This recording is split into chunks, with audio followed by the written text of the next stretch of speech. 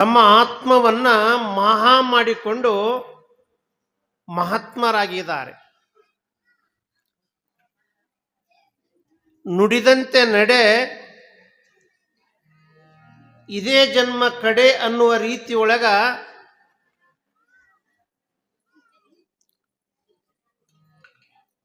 ತಮ್ಮ ಆತ್ಮ ವಿಕಾಸದೊಂದಿಗೆ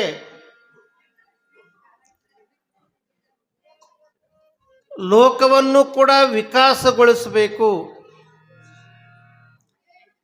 ಲೋಕದ ಜನರನ್ನ ತಿದ್ದಿ ತೀಡಬೇಕು, ಎಲ್ಲರನ್ನ ಎಲ್ಲ ಸಮುದಾಯದ ವರ್ಗದವರನ್ನ ಮಾನವರನ್ನಾಗಿ ರೂಪಿಸಬೇಕು ಅನ್ನುವಂತಹ ಕನಸು, ಆ ಸಂಕಲ್ಪ ಯಾರು ಮಾಡ್ತಾರೆ ಅಂದ್ರೆ ಮಹಾತ್ಮರಾಗಿರುವಂತಹ ಮಡಿವಾಳಪ್ಪನವರು ಮಾಡ್ತಾರೆ. ಆಗಲೇ ಜನ ಮಡಿವಾಳಪ್ಪನವರನ್ನ ಬಹಳ ಬಹಳ ಎತ್ತರದಲ್ಲಿ ನೋಡ್ತಾರೆ, ಎತ್ತರದಲ್ಲಿ ಕಾಣುತ್ತಾರೆ. ಅವರನ್ನ ಶಿವಯೋಗಿ ಅಂತನೇ ಸಂಬೋಧನೆ ಮಾಡ್ತಾರೆ.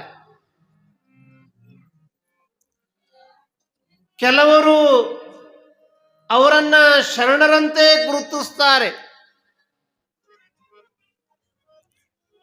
ಇನ್ನು ಕೆಲವರು ಬಹಳ ದೊಡ್ಡವರು ಅಂತ ಭಾವಿಸ್ತಾರೆ. ಈ ಭಾಗದಲ್ಲಿ, ಈ ಕಲ್ಯಾಣ ಕರ್ನಾಟಕದ ಈ ಭಾಗದಲ್ಲಿ ಬಸವಣ್ಣವರಂತೂ ನಾವು ನೋಡಿಲ್ಲ. ಆ ಜಗಜ್ಯೋತಿಯ ವಿಶ್ವಗುರು ಬಸವಣ್ಣನವರಂತೂ ನಾವು ನೋಡಿಲ್ಲ. ಇವತ್ತಿನ ಈ ದಿನಮಾನದಲ್ಲಿ ಬಸವ ಪುರಾಣ ಹೇಳುವುದರಲ್ಲಿ ಮೇಲುಗೈ ಎನಿಸಿಕೊಂಡಿರುವಂತಹ ಮಡಿವಾಳಪ್ಪನವರೇ ಬಸವಣ್ಣನವರ ಪ್ರತಿರೂಪ ಅನ್ನುವಷ್ಟರ ಮಟ್ಟಿಗೆ ಜನರು ಆ ದಿಸೆಯಲ್ಲಿ ಅವರನ್ನು ಕಾಣುತ್ತಾ ಇದ್ರು. ಬಸವಣ್ಣ ಮತ್ತು ಬಸವಾದಿ ಶರಣರ ವಿಚಾರಧಾರೆ, ಅವರ ತತ್ವಾದರ್ಶಗಳು ಅವರ ಬದುಕಿನೊಳಗೆ ಅಳವಡಿಸಿಕೊಳ್ಳುತ್ತಾರೆ. ಹೀಗಿರುವಂತಹ ಸಂದರ್ಭದಲ್ಲಿ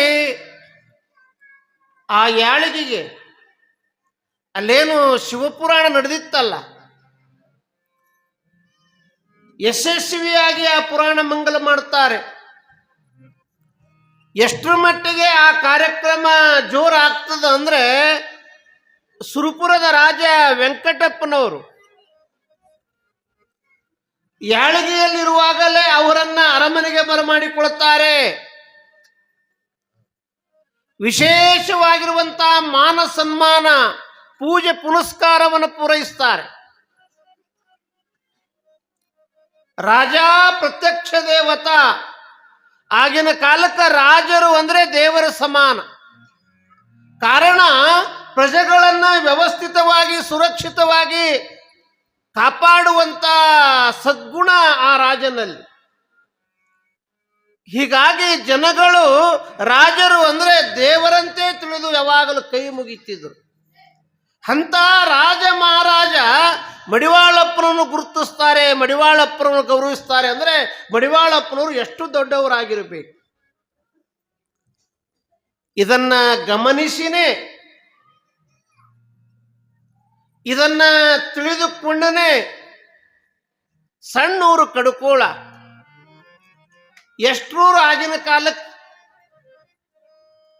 ಇಂಥ ಊರಿನ 3 ಜನ ನಾಗರಿಕರು, ಆ ಕಡುಕೋಳದ ಹಿರಿಯರು, ಶ್ರೀನಿವಾಸ ಜಾಗೀರ್ದಾರ್ ಆಗಿರಬಹುದು, ಆ ಊರಿನ ಗೌಡ್ರು ಮಲ್ಲನ ಗೌಡ್ರಾಗಿರಬಹುದು, ಆ ಊರಿನ ಹಿರಿಯ ಬಸಣ್ಣ ದೊರಿ ಆಗಿರಬಹುದು, ಯಾಳಗಿ ಊರಿಗೆ ಬರ್ತಾರೆ. ನಮ್ಮೂರಿಗೆ ಕರ್ಕೊಂಡು ಹೋಗ್ಬೇಕು. ಮಡಿವಾಳಪ್ಪನವರನ್ನ ನಮ್ಮೂರಿಗೆ ಕರ್ಕೊಂಡು ಹೋಗ್ಬೇಕು ಅಂತ ಮನಸ್ಸು ಮಾಡಿ ಬರ್ತಾರೆ. ಕಡ್ಕೋಳಕ್ಕಿಂತ ದೊಡ್ಡೂರು ಯಾಳಗಿ. ಆ ಜಾಗೀರ್ದಾರವರ ದೊರೆ ಬಸಣ್ಣ ದೊರೆಯವರ ಮಲ್ಲನಗೌಡರ ಭಕ್ತಿ ಭಾವ ಬಹಳ ಮುಗ್ಧರು ಕಂಡರಿತಾರೆ. ಅವರ ಮುಗ್ಧತೆಯನ್ನ ಮಡಿವಾಳಪ್ಪನವರು ಕಂಡರಿತಾರೆ. ಮುಗ್ಧತೆಯಲ್ಲಿ ಏನಿರ್ತದಂದ್ರ ಏನೂ ಇರಂಗಿಲ್ಲ, ಒಂದೇ ಒಂದಿರ್ತದ. ಯಾವುದು ಅಂದ್ರೆ ಏಕತೆ. ಮುಗ್ಧತೆಯಲ್ಲಿ ಏಕತೆ ಇರ್ತದ. ಎಲ್ಲಿ ಏಕತೆ ಇರ್ತದೆ ಅಲ್ಲಿ ಭಗವಂತನ ವಾಸ ಇರ್ತದ.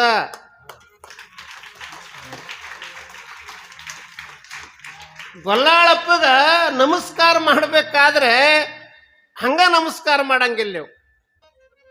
ಗುಡಿಗೆ ಬಂದು ಗೊಲ್ಲಾಳೇಶ್ವರಿಗೆ ನಮಸ್ಕಾರ ಮಾಡಬೇಕಾದ್ರೆ ಹಂಗ ನೀವು ನಮಸ್ಕಾರ ಮಾಡಂಗಿಲ್ಲ. ಏನು ಮಾಡ್ತೀರಿ ಅಂದ್ರ ಗಂಟಿ ಬಾರಿಸ್ತೀರಿ. ಗಂಟಿ ಬಾರಿಸಿನೇ ಸಾಮಾನ್ಯವಾಗಿ ನಮಸ್ಕಾರ ಮಾಡ್ತೀರಿ ನೀವು. ಯಾಕೆ ಮಾಡಿದ್ದಾರೆ ಗಂಟಿ ಬಾರಿಸೋದು ಅಂದ್ರೆ ಆ ನಾದ ಸುನಾದಕ್ಕ ಚಂಚಲವಾದ ನಿಮ್ಮ ಮನಸ್ಸು ಏಕತೆ ಆಗಬೇಕು, ಒಂದಾಗಬೇಕು. ಮನಸ್ಸು ಏಕ ಮಾಡಿಕೊಂಡು ನಮಸ್ಕಾರ ಮಾಡಿದ್ರೆ ನಿಮ್ಮ ನಮಸ್ಕಾರ ಸಲ್ಲುತ್ತದ. ಅಂತ ಏಕತೆಯಿಂದ ಕೂಡಿರುವಂಥ ಮುಗ್ಧ ಭಕ್ತರ ಭಾವಕ್ಕ ಬಂಧನಕ್ಕೊಳಗಾಗ್ತಾರೆ ಮಡಿವಾಳಪ್ಪನವರು. ಒಂದೂ ಮಾತಾಡಂಗಿಲ್ಲ, ಒಂದೊಂದು ಮಾತಾಡಂಗಿಲ್ಲ. ಯಾಳಗಿಯಿಂದ ಸೀದಾ ಎಲ್ಲಿಗೆ ಬರ್ತಾರಂತ ಕೇಳಿದ್ರ ಕಡ್ಕೋಳಕ್ಕೆ ಬರ್ತಾರೆ.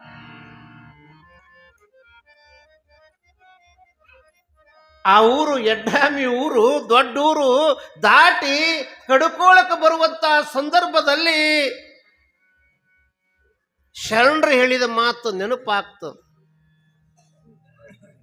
ಅರಳಗುಂಡಿಗೆ ಶರಣರು ಹೇಳಿದ ಮಾತು ಧ್ಯಾಸ ಆಗ್ತದೆ. ಯಾರಿಗೆ? ಮಡಿವಾಳಪ್ಪನವರಿಗೆ. ಯಾವ ಮಾತದು? ಏರ ನೀರ ಊರ ಇದ್ದಲ್ಲಿ ನಿನ್ನ ಕಾರ್ಯಕ್ಷೇತ್ರ ಮಾಡಕು ಅಂದಿದ್ರಲ್ಲ, ಆ ಮಾತು ನೆನಪಾಗ್ತದೆ. ಆ ಎಡ್ರಾಮಿ ದಾಟಿ ಹಿಂಗ ಬರೋದ್ರಾಗನ ಏರ, ಇಳಿದುಗಳನ್ನೇ ನೀರ, ನೀರು ಮುಂದನ ಊರ.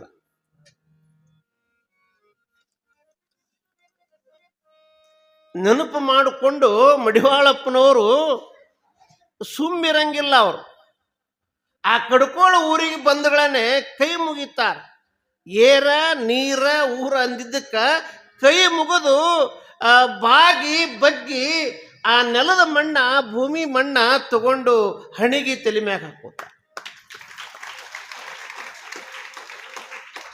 ಅಂಥದ್ರಾಗ ಯಾರೋ ಬಂದು ಇಂಥ ಕಾಟಕೂರೂರಿಗೆ ಯಾಕೆ ಬಂದ್ರಿ, ಇಂಥ ಕಾಟಕೂರೂರಿಗೆ ಯಾಕೆ ಬಂದ್ರಿ, ಅಲ್ಲೇ ಎಡ್ರಾಮಿ ದೊಡ್ಡ ಊರು ಇರಬೇಕಾಗಿತ್ತಲ್ಲ ಅಂದಾಗ ಮಡಿವಾಳಪ್ಪನವ್ರು ಅಂತಾರಂತ, ಕೀಟಕರ ಊರಾಗಿರಬಾರ್ದು, ಕಾಟಕೂರ ಊರಾಗಿರ್ಬೇಕಪ್ಪ, ಅದಕ್ಕೆ ನಾ ಬಂದೀನಿ.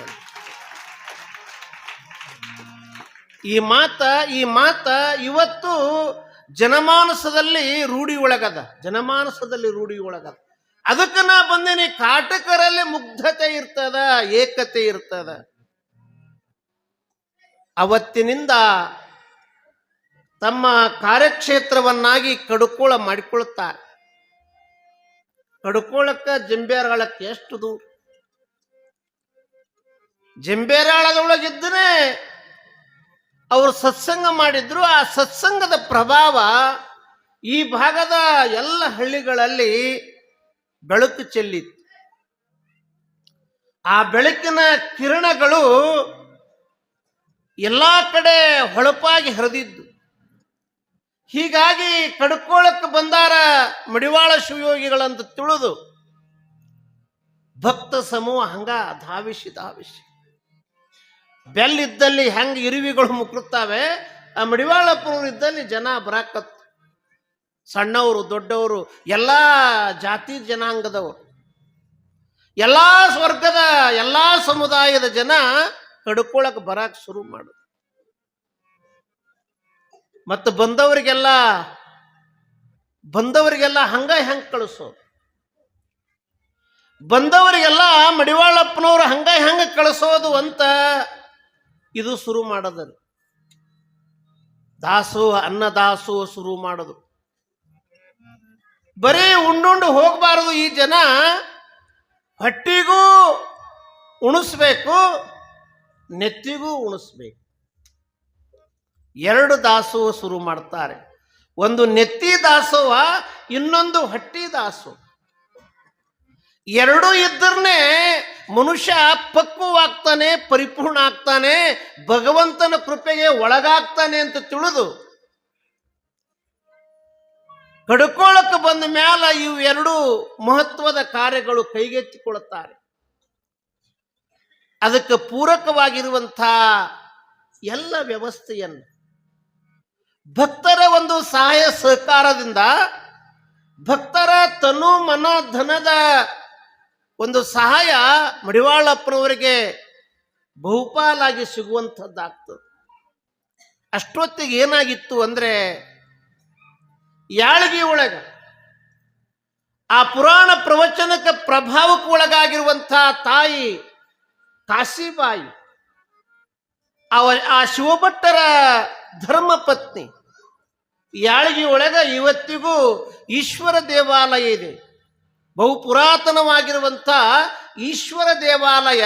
ಅದರ ಪೂಜಾರಿಗಳಾಗಿರುವಂಥ, ಅರ್ಚಕರಾಗಿರುವಂಥ ಶಿವಭಟ್ ಅವರ ಧರ್ಮಪತ್ನಿ ಕಾಶಿಬಾಯಿ ಮಡಿವಾಳಪ್ಪನವರ ಪಕ್ಕಾ ಶಿಷ್ಯಳಾಗಿದ್ದು. ಆ ಸಂದರ್ಭದಲ್ಲಿ ಕಾಶಿಬಾಯಿಯವರ ಪತಿರಾಯ ಶಿವಭಟ್ಟ ತೀರಿ ಹೋಗ್ತಾನೆ, ಶಿವಾಧೀನರಾಗ್ತಾನೆ. ಸಣ್ಣ ಸಣ್ಣ ಮಕ್ಕಳು, 4 ಗಂಡು ಮಕ್ಕಳು, 2 ಹೆಣ್ಮಕ್ಕಳು.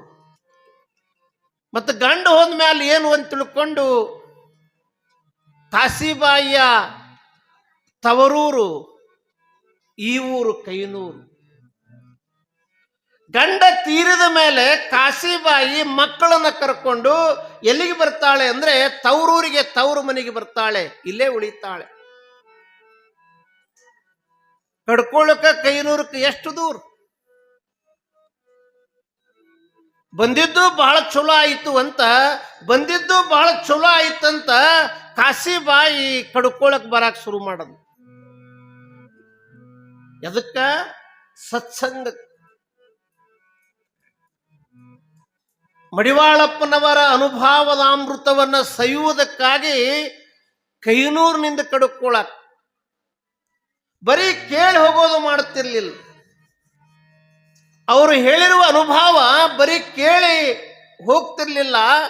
ಬಂದು ಬಂದು ದಾಸೋಹದೊಳಗ, ಮಠದೊಳಗ ತನಗೆ ಎಷ್ಟು ತಿಳಿತದ ಅಷ್ಟು ಶರೀರವನ್ನ ಬಾಗಿಸಿ ಬಗ್ಗಿ ಸೇವಾ ಮಾಡೋದು. ಆ ತಾಯಿ ಕಾಶಿಬಾಯಿ ಸೇವಾ ಮಾಡುವುದರ ಮೂಲಕ, ಸತ್ಸಂಗ ಮಾಡುವುದರ ಮೂಲಕ ಮಡಿವಾಳಪ್ಪನವರಿಗೆ ಅತ್ಯಂತ ಖಾಸ ಶಿಷ್ಯಗಳಲ್ಲಿ ಒಬ್ಬರಾಗ್ತಾರೆ.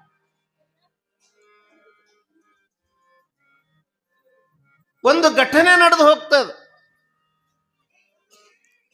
ಅದು ಯಾವ ಘಟನೆ ಅಂದ್ರೆ, 1 ತಿಂಗಳ ಕಾಲ ಯಾಳಿಗೊಳಗ ಪುರಾಣ ಹೇಳುವಂತ ಸಂದರ್ಭದಲ್ಲಿ ತನ್ನ ಮಗ ಕೃಷ್ಣಪ್ಪಗೆ ಕರ್ಕೊಂಡು ಹೋಗಬೇಕು ಅಂತ ಬಹಳ ಪ್ರಯತ್ನ ಮಾಡ್ತಾಳೆ. ನಾ ಯಾಕೆ ಹೋಗ್ಬೇಕು, ನಾನು ಅಂತ ಅಹಂಕಾರ ತುಂಬಿಕೊಂಡಿರುವಂತ ಕೃಷ್ಣಪ್ಪ ತಾಯಿ ಎಷ್ಟು ಹೇಳಿದ್ರು 1 ದಿವಸವೂ ಕೂಡ ಆ ಪುರಾಣ ಪ್ರವಚನಕ್ಕೆ ಬರುವುದಿಲ್ಲ. ಈ ಕೈನೂರಿಗೆ ಬಂದ ಮೇಲೂ ಕೂಡ ಕರ್ಕೊಂಡು ಹೋಗಬೇಕು ಅಂತ ಪ್ರಯತ್ನ ಮಾಡ್ತಾಳೆ, ಆಗುವುದಿಲ್ಲ. ಇಂಥ ಸಂದರ್ಭದಲ್ಲಿ ಮಗ ಕೃಷ್ಣಪ್ಪನಿಗೆ ಒಂದು ರೋಗ ಹುಡುಕ್ತದ. ಅದು ಯಾವುದು ಅಂತ ಕೇಳಿದ್ರೆ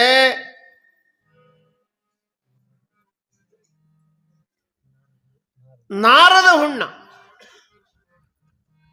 ಕಾಲಿನ ಹಿಂಬುಡಕ್ಕ ನಾರು ಬೇನೆ, ಆ ನಾರು ಹುಣ್ಣು ಹುಟ್ಟುತ್ತದೆ. ಈಗ ಈ ರೋಗ ಕಡಿಮೆ ಆಗ್ಯದ. ಯಾಕೆ ಕಡಿಮೆ ಆಗ್ಯದ ಅಂದ್ರೆ, ನಾವು ಸಾಮಾನ್ಯವಾಗಿ ಚಲೋ ನೀರು ಕುಡಿಯಾಕತ್ತೀವಿ. ಆಗ ನೀರಿನ ಕೊರತೆ, ಕುಡಿಯೋದು ಅಲ್ಲೇ, ಮೈ ತೊಳ್ಕೊಳ್ಳೋದು ಅಲ್ಲೇ, ದನಕರುಗಳು ಕುಡಿಯೋದು ಅಲ್ಲೇ, ಅದೇ ಗುಂಡದ ನೀರು ಅದೇ ಬಳಸೋದು.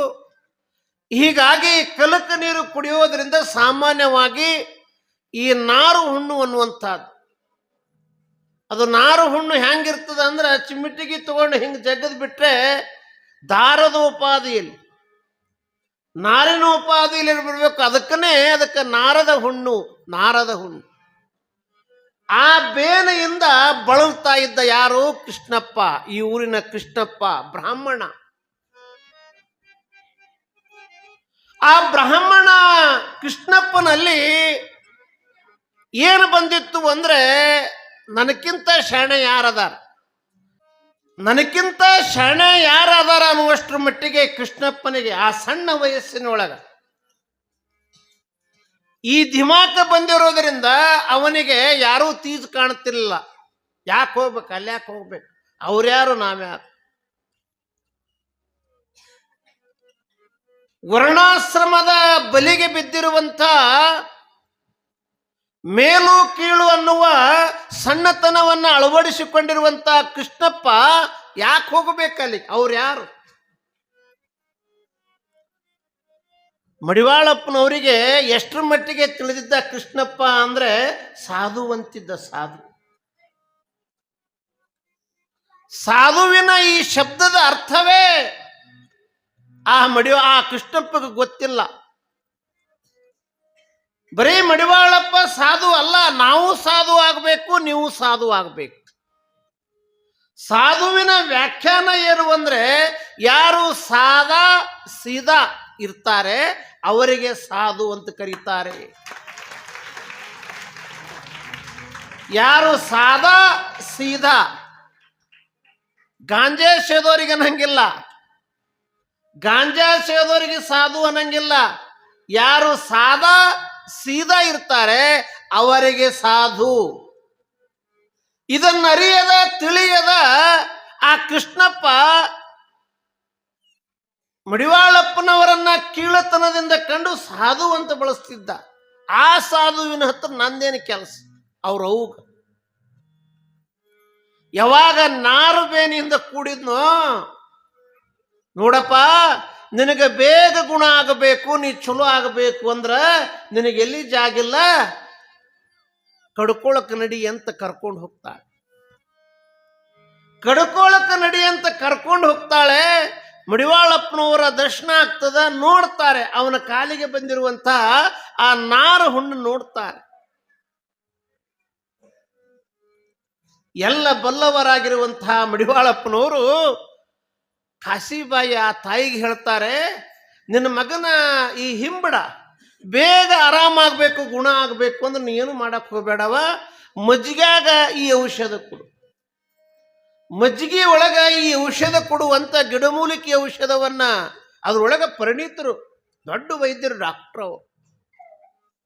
ಎಂಥ ಜಡ್ಡಿಗೆ ಎಂಥ ರೋಗಕ್ಕ ಯಾವ ಗಿಡಮೂಲಿಕೆ ಔಷಧ ಕೊಡಬೇಕು, ನಾಟಿ ವೈದ್ಯ ಕೊಡಬೇಕು ಅನ್ನೋದು ಕರಗತ ಮಾಡಿಕೊಂಡಿದ್ದು. ಆ ಮುಗ್ಧ ಭಾವನೆಯಿಂದ ಕೂಡಿರುವಂಥ ಕಾಶಿಬಾಯಿ ತಾಯಿ ಮಡಿವಾಳಪ್ಪನವರು ಕೊಡುವಂಥ ಆ ಗಿಡಮೂಲಿಕೆ ಔಷಧ ಅಂತ ತಗೊಳ್ಳಿಲ್ಲ, ಅವರ ಲಿಂಗ ಹಸ್ತದಿಂದ ಬರುವಂಥ ಔಷಧ ಪ್ರಸಾದ ಅಂತ ಹಿಂಗುಡಿ ಹೊಡ್ತಾಳೆ.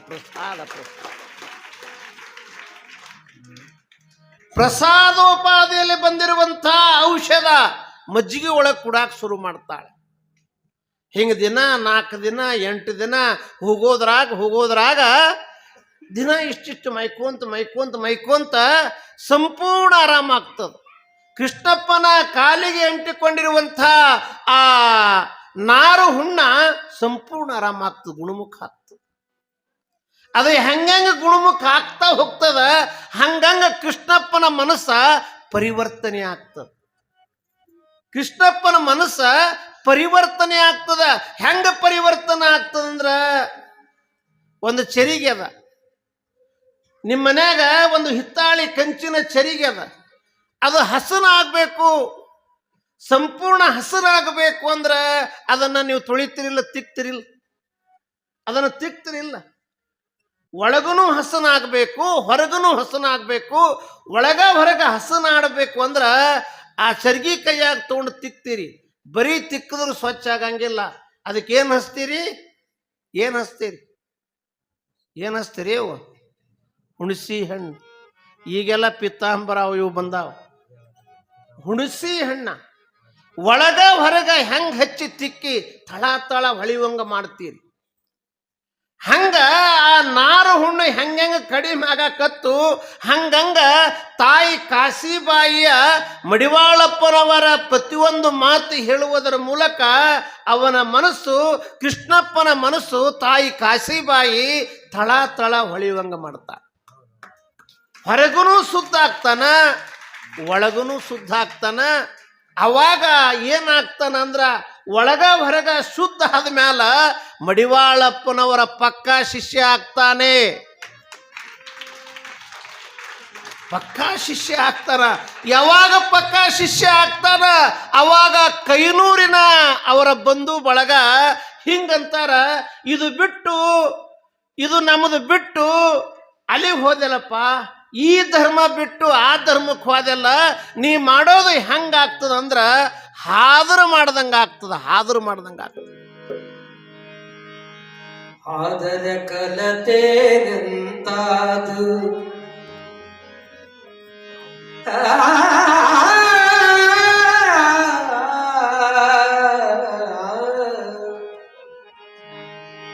ಆದರ ಕಲತೆ ನಿಂತಾದು ಆದರ ಕಲತೆ ನಿಂತಾದು ನಲ್ಲ ನೆಪ್ಪಿಸಿಕೊಂಡೋಗುವಂತಾದು ಆದರ ಕಲತೆ ನಿಂತಾದು ಆದರ ಕಲತೆ ನಿಂತಾದು ನಲ್ಲ ನೆಪ್ಪಿಸಿಕೊಂಡೋಗುವಂತಾದು ನಲ್ಲ ನೆಪ್ಪಿಸಿಕೊಂಡೋಗುವಂತಾದು. ಆಗಲೇ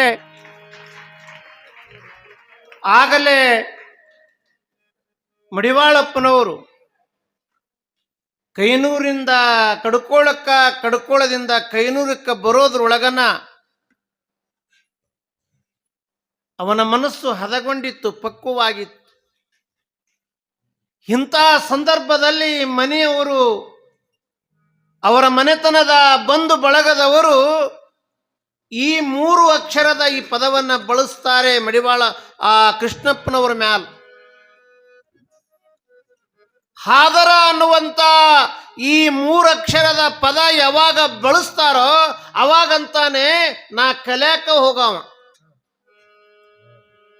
ಎಷ್ಟರ ಮಟ್ಟಿಗೆ ಕೈನೂರಿನಿಂದ ಕಡ್ಕೊಳಕ್ ಹೋಗ್ತಿದ್ದ ಅಂತಂದ್ರೆ ಅವ್ರವ್ವ ಕಾಶಿಬಾಯಿ ಕರೆದ್ರ ಎಂದೂ ಬರ್ಲಾರ್ದವ. ನಡಿ ಕಡ್ಕೊಳಕ್ಕ ಅಂದ್ರೆ ಅಲ್ಲೇನದ ಸಾಧುವಿನ ಹತ್ರ ಅಂದಂಥ ಕೃಷ್ಣಪ್ಪ ಎಷ್ಟರ ಮಟ್ಟಿಗೆ ಗಟ್ಟಿ ಆಗ್ತಾನಂದ್ರ ಅವ್ರವ್ಗ ಬಡನೆ ತಯಾರಾಗಿ ಹೋಗಮ್ಮ ಕಡ್ಕೊಳಕ್.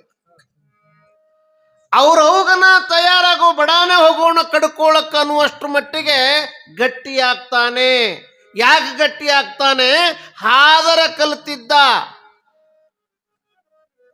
ಎಂತ ಹಾದರ ಅಂದ್ರೆ ನಲ್ಲ ನೆಬ್ಬಿಸಿಕೊಂಡು ಹೋಗುವಂತ ಆಧಾರ. ನಲ್ಲ ಅಂದ್ರೆ ಶಿವ, ಪರಮಾತ್ಮ, ದೇವರು. ದೇವರೇ ಬಂದು ಕರ್ಕೊಂಡು ಹೋಗುವಂತ ಇದನ್ನ ನಾ ಕಲಿತಿದ್ದೀನಿ ನೋಡಿ. ನಮ್ಮ ಶರಣರು, ಬಸವಾದಿ ಶರಣರು ಏನ್ ಹೇಳ್ತಾರೆ ಅಂದ್ರೆ, ದೇವರಿದ್ದಲ್ಲಿಗೆ ನಾವು ಹೋಗೋದಲ್ಲ, ನಾವಿದ್ದಲ್ಲಿಗೆ ದೇವರು ಬರೋದು. ಆ ಭಗವಂತ ಪರಮಾತ್ಮ ಅವನ ಹತ್ರ ನಾವು ಹೋಗೋದಲ್ಲ, ನಮ್ಮ ಹತ್ರ ಬರೋದಕ್ಕನೆ ಗುರುಗಳು ಆ ಕಲಿಕೇರಿಯ ಮರುಳು ಸಿದ್ಧ ಪಟ್ಟದ್ದೇವರು ಮಡಿವಾಳಪ್ಪನವರೇ ಅಂಗೈ ಒಳಗ ಲಿಂಗ ಕೊಡ್ತಾರೆ, ಇಷ್ಟಲಿಂಗ ಕೊಡ್ತಾರೆ. ನಮ್ಮ ನಮ್ಮ ಇಷ್ಟಾರ್ಥಗಳನ್ನ ಪೂರೈಸುವಂತ ಲಿಂಗ, ಏಕೈಕ ಲಿಂಗ ಅದು ಯಾವುದಾದ್ರೂ ಇದ್ರೆ ಅದು ಇಷ್ಟಲಿಂಗ. ಲಿಂಗ ಮಧ್ಯೆ ಜಗತ್ ಸರ್ವಂ. ನಾವು ಕಾಣೋದಾದರೆ ಲಿಂಗಾನುಸಂಧಾನ ಮಾಡುವಂಥವ್ರು ಏನಾದರೂ ಕಾಣೋದಾದರೆ ಎಲ್ಲಿ ಕಾಣಬೇಕು ಎಲ್ಲಿ ತಿಳಿಬೇಕು ಅಂದರೆ ಅಲ್ಲಿ ಇಲ್ಲಿ ಎಲ್ಲ ಎಲ್ಲಿ ಕಾಣಬೇಕು ಎಲ್ಲಿ ನೋಡಬೇಕು ಅಂದರೆ ಈ ಲಿಂಗದೊಳಗ ಇಷ್ಟಲಿಂಗದೊಳಗ. ಇಂಥ ಲಿಂಗಾನುಸಂಧಾನ ಪಡೆದಿರುವಂಥ ಮಡಿವಾಳಪ್ಪನವರು ಕಡುಕೋಳ ಎರಡನೆಯ ಅನುಭವ ಮಂಟಪ ಮಾಡಬೇಕು ಅಂತ ಸಂಕಲ್ಪ ತೊಡ್ತಾರೆ. ಎರಡನೇ ಅನುಭವ ಮಂಟಪ, ಮೊದಲನೇ ಅನುಭವ ಮಂಟಪ ಪಾರ್ಲಿಮೆಂಟ್ ಕಲ್ಯಾಣದೊಳಗೆ ಬಸವಣ್ಣವರು ಹುಟ್ಟು ಹಾಕಿದ್ರೆ ಆ 16-17ನೇ ಶತಮಾನದ ಮಧ್ಯಭಾಗದಲ್ಲಿ ಮಡಿವಾಳಪ್ಪನವರು ಯಾಕೆ ಈ ಕಲ್ಪನೆ ಮಾಡ್ತಾರೆ, ಯಾಕೆ ಈ ಕನಸು ಕಾಣುತ್ತಾರೆ ಅಂದರೆ ಕಡುಕೋಳ ಮಹಾಮಠಕ್ಕೆ ಮಡಿವಾಳಪ್ಪನವರಲ್ಲಿಗೆ ಅವರಿವರೆನ್ನದೆ ಎಲ್ಲರೂ ಬರ್ತಾರೆ. ಅವರಿವರೆನ್ನದೆ ಎಲ್ಲರೂ ಬರ್ತಾರೆ. ಆ ಕಡ್ಲೇವಾಡದಿಂದ ಗೌಡ ರಾಮಚಂದ್ರಪ್ಪ ಗೌಡ ಬರ್ತಾನೆ. ತೆಲುಗು ಬಾಳದಿಂದ ರ್ಯಾವಪ್ಪ ಹೂಗಾರ ರ್ಯಾವಪ್ಪ ಬರ್ತಾನೆ. ಮಡಿವಾಳಪ್ಪನ ಪ್ರಭಾವ, ಬೆಳಕಿನ ಪ್ರಭಾವ ಎಲ್ಲ ಕಡೆ ಹಿಂಗೆ ಹೋಗುವಾಗ ಚೆನ್ನೂರಿನಿಂದ ಜಲಾಲ ಸಾಹೇಬರು ಬರ್ತಾರೆ. ಅಷ್ಟೊತ್ತಿಗೆ ಕಡುಕೋಳದ ಅನುಭವ ಮಂಟಪದ ವಿಸ್ತಾರ ಅರುವಾಗಿತ್ತು. ಯಾವುದಕ್ಕೂ ಕೊರತಿಲ್ಲ, ಅನ್ನದಾಸೋಹಕ್ಕೂ ಕೊರತಿಲ್ಲ, ಜ್ಞಾನದಾಸೋಹಕ್ಕೂ ಕೊರತಿಲ್ಲ. ಬರಬೇಕು, ಮಠದಾಗಿರಬೇಕು, ಪ್ರಸಾದ ಮಾಡಬೇಕು, ಸತ್ಸಂಗದೊಳಗೆ ಭಾಗಿಯಾಗಿ ಮನುಷ್ಯರಾಗಿ ಹೋಗಬೇಕು. ಇದು ಅನುಭವ ಮಂಟಪದ ಗೊತ್ತು ಗುರಿ. ಯಾರೇ ಬರಲಿ, ಯಾವಾಗ ಬರಲಿ, ಎಂಥವರೇ ಬರಲಿ, ಬಂದವರೆಲ್ಲ ಬರಾಗ ಏನೇನೋ ಇರಬೇಕು, ಬಂದ ಮ್ಯಾಲ ಮನುಷ್ಯರಾಗವು. ಅಡಿಗೆ ಮಾಡಾಗ ನೀವು ಅಡಿಗೆ ಮಾಡಾಗ ಒಲೆ ಕಟ್ಟಿಗೆ ಇಡ್ತೀರಿ. ನೀವು ಒಲ್ಯಾಗ ಕಟ್ಟಿಗೆ ಇಡ್ತೀರಿ, ಇಡುವಾಗ ಅದಕ್ಕೆ ಹೆಸರು ಇರ್ತದೆ.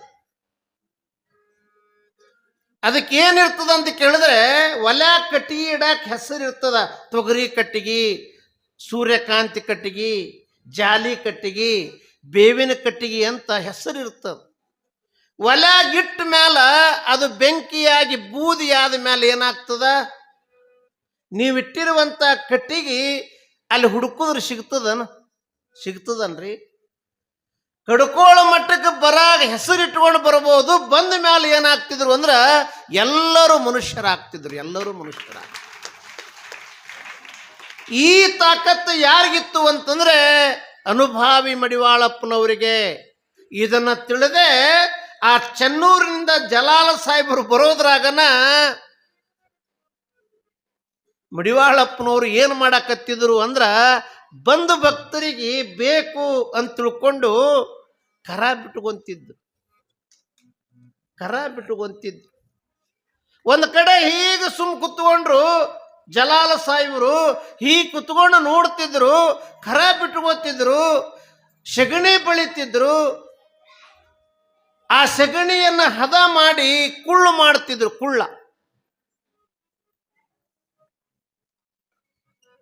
ಕರ ಬಿಟ್ಟುಕೊಂಡ ಮ್ಯಾಲ ಆಕಳ ಕರುಗಳಿಗೆ ಮೇವು ಹಾಕ್ತಿದ್ರು. ಬಂದವರಿಗೆಲ್ಲ ಸ್ವತಃ ಮಡಿವಾಳಪ್ಪನವರು ಬಾಗಿ ಬಗ್ಗಿ ಪ್ರಸಾದ ಮಾಡಿಸ್ತಿದ್ರು. ಅವರು ಉಂಡು ತಾಟು ತುಳಿತಿದ್ರು. ಅತಿ ಸಾಮಾನ್ಯರು ಮಾಡುವಂತ ಕೆಲಸ ಭಗವಂತನ ಸೇವಾ ಅಂತ ತಿಳ್ಕೊಂಡು ಎಲ್ಲದರೊಳಗೆ ಭಾಗಿಯಾಗ್ತಿದ್ರು. ಇದೆಲ್ಲವನ್ನ ಮಡಿವಾಳಪ್ಪನವರು ಮುಂಜಾನೆಯಿಂದ ಶುರು ಮಾಡಿರುವಂಥ ಮಡಿವಾಳಪ್ಪನವರ ಕಾರ್ಯ ಸೇವಾ ಹೊತ್ತು ಮುಳುಗತನ ನೋಡುವುದು. ಜಲಾಲ ಸಾಹೇಬರು ಬಹಳ ಸೂಕ್ಷ್ಮಗ್ರಾಹಿಗಳಾಗಿದ್ದರು. ಎಲ್ಲರೂ ನೋಡೋದೇ ಬೇರೆ, ಜಲಾಲ್ ಸಾಹೇಬರು ನೋಡೋದೇ ಬೇರೆ. ಆ ದಿವ್ಯ ದೃಷ್ಟಿಯಿಂದ ಹಿಂಗೆ ನೋಡುವಾಗ ಅವ್ರಿಗೆ ಅನಿಸ್ತು ಎಲ್ಲ ಬಿಟ್ಟಾರ ಅಂತ ತಿಳ್ಕೊಂಡು ನಾ ಬಂದೆ. ಬರೋದ್ರೊಳಗ ಇದೆಲ್ಲ ನೋಡಿಬಿಟ್ನೆಲ್ಲ, ಜಂಗಮನಾಗಬೇಕಾದರೆ ಮನವಲಿಂಗವ ಮಾಡಿಕೋಬೇಕು. ಖರೆ ಇವ್ರು ಏನೇನೋ ಮಾಡಕತ್ತಾರಲ್ಲ ಅಂತ ಹಿಂಗನಿಸಿ ಇದನ್ನು ಹೇಳ್ತಾರೆ. ಜಂಗಮನಾಗಬೇಕಾದರೆ ಮನವಲಿಂಗವ ಮಾಡಿಕೊಂಡಿರಬೇಕು ಅನ್ನೋದ್ರೊಳಗನೆ ಇದನ್ನು ಕೇಳಿಸಿಕೊಂಡಿರುವಂಥ ಮಡಿವಾಳಪ್ಪನವರು ಮರಳಿ ಚನ್ನೂರು ಜಲಾಲ ಸಾಹೇಬರಿಗೆ ಏನು ಹೇಳ್ತಾರೆ? ಫಕೀರನಾಗಬೇಕಾದರೆ ಈ ಮನ ಧಿಕ್ಕಾರ ಮಾಡಿಕೊಂಡಿರಬೇಕು. ಫಕೀರನಾಗಬೇಕಾದರೆ ಈ ಮನ ಧಿಕ್ಕಾರ ಮಾಡಿಕೊಂಡಿರಬೇಕು. ಮನ ಧಿಕ್ಕಾರ ಮಾಡಿಕೊಂಡಿರಬೇಕು. ನಕಾರ ಮಕಾರ ಶಿಕಾರ ಬಕಾರ, ನಕಾರ ಮಕಾರ ಶಿಕಾರ ಬಕಾರ, ಓಂಕಾರದೆಲ್ಲ ತಿಳಿದಿರಬೇಕು. ಫಕೀರನಾಗಬೇಕಾದರೆ ಈ ಮನ ಧಿಕ್ಕಾರ ಮಾಡಿಕೊಂಡಿರಬೇಕು. ಮನ ಧಿಕ್ಕಾರ ಮಾಡಿಕೊಂಡಿರಬೇಕು.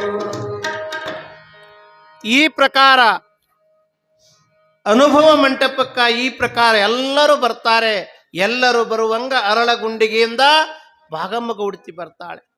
ಆ ಕಡ್ಲೆವಾಡದಿಂದ ರಾಮಚಂದ್ರಪ್ಪ ಗೌಡ ಏನು ಬರ್ತಿದ್ನಲ್ಲ, ಅವರ ಜೊತೆಗೇನೆ ಮತ್ತಾರು ಬರ್ತಾರಂದ್ರ ಸಿದ್ದಪ್ಪ, ಕಡ್ಲೆವಾಡದ ಸಿದ್ದಪ್ಪ, ನಾವು ಹಾಕುವಂಥ ಮನುಷ್ಯ, ಎಮ್ಮಿ ಕಾಯುವಂಥ ಮನುಷ್ಯ ಸಿದ್ದಪ್ಪ ಬಂದು ಕೂಡ ಮಡಿವಾಳಪ್ಪನವರು ಪಕ್ಕಾ ಶಿಷ್ಯನಾಗ್ತಾನೆ. ಮುಂದೇನಾಗ್ತದೆ ಅನ್ನುವಂಥ ವಿಷಯ ನಾಳೆ ಇವತ್ತಿಗಿಲ್ಲೇ ಮುಕ್ತ.